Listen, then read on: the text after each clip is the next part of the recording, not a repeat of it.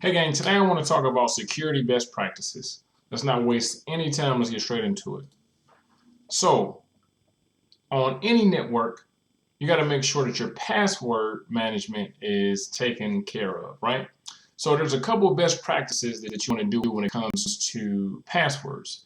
Number one, password complexity. So you want the passwords to be complex. You don't want them to be easy to guess. You don't want them to be cat123, or you don't want it to be password. You want it to be something that's hard to guess. And the way you do that is having uppercase, lowercase, numbers, and special characters all inside of your password to make it harder for attackers and software to guess your password.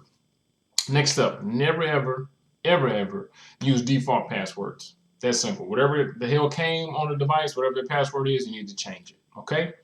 Next up, password expiration. So you need to set a date for a password to expire. Somebody that's been working there for 5 years, they shouldn't be using the exact same password they was using from 5 years ago, right? Because more than likely they put it on a sticky note, they got it saved in their phone, they got it in a bunch of different places that if somebody found that password, they can crack their account and maybe take it on the network. Next up, password reuse. Don't allow it. Somebody shouldn't be able to, let's say that you set a password expiration, right? So your password expires, and 90 days later, they use the same password. Then it expires again. 90 days later, they use the exact same password. You don't want to, start anything like that. So you just want to make sure that they can't reuse the passwords. Okay. A single sign-on. This is a cool thing to where somebody can sign on once, but they'll have access to multiple platforms. So an example that you might be familiar with is that you may go on a website and it'll say create account or sign in with Google. Create an account or sign in with Facebook, meaning that you're already authenticated through Facebook or Google, and we're cool with them. So if you already signed in with them, we'll allow you on our platform if you already signed in. Make sense? So these are the best practices for password management. Next up, device hardening. So that sounds weird as hell, but all that is that you're making the device tougher to break. You're making the device less prone to attacks. Okay, so best practices. If you're not using Bluetooth, disable it. Just turn it off, because people can actually attack your Bluetooth and actually take it over or send stuff to your device that you don't want. So you want to disable your Bluetooth.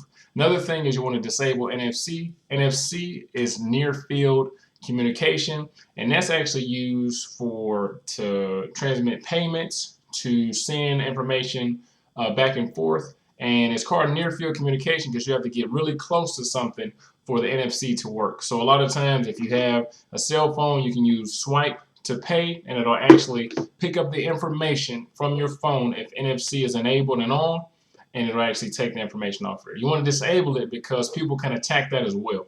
There are devices that can just literally rub up against your cell phone or rub up against a device and actually cipher the information off of it through NFC. So disable it. Next up, you want to make sure the devices are timed out, right?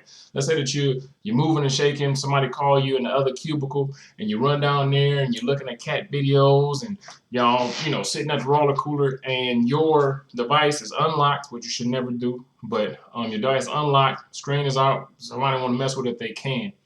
A device timeout actually times out and freezes the machine so that people can't use it at a certain time. I would say a good threshold is a minute, all right? Is a minute. It should lock, and that means that somebody has to enter their password before they can actually get back into it, all right?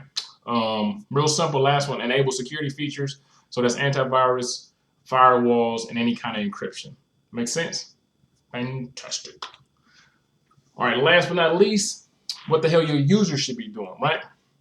So Wi-Fi.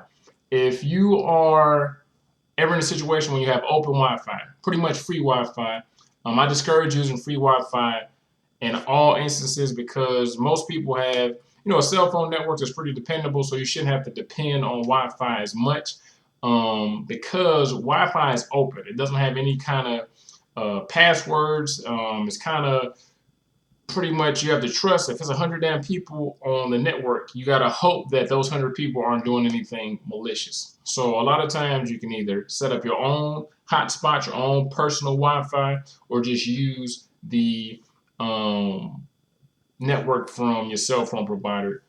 Open means that anybody can get on there. There's no password. Do whatever you want to. Secure means that there's a username and password, and that there's some layer of security. So like I said, if you're at a hotel, if you're at Barnes & Noble, Starbucks, wherever you are, I would discourage using open Wi-Fi. Next up, emails. Real simple. If the shit sounds weird, if it sounds too good to be true, it probably is, man. So just be careful with suspicious emails. If it say, hey, man, we're from Bank of America, we need your username and password because things have gotten frozen. We're scared that your account is going to get compromised, so just send us username and password and the last 4 digits of your social, and we'll get it squared away. Those type of emails are not going to come through. Or let's say it's another one is a Nigerian prince that was going around for a minute. I think they kind of chilled out, and the Nigerian prince will say something like, hey, my money is frozen in this account. I need a U.S. citizen to go get it. It's $50,000. If you go get it, I'm willing to give you 10,000 of it, so on and so forth. And somewhere along that, they'll get your banking information and end up siphoning money from you. Okay. Last but not least, user accounts. So there's levels to user accounts. Pretty much everybody other than administrators just need a guest or just a regular user account, meaning that they shouldn't be able to download, upload, delete, move stuff, none of that. You just get on a computer, do what you need to do, and then you get out of there, right? So that's simple. So administrators can move and shake, do what they want to. Regular and guest accounts have a limited restricted use. All right, gang, our time has come to an end.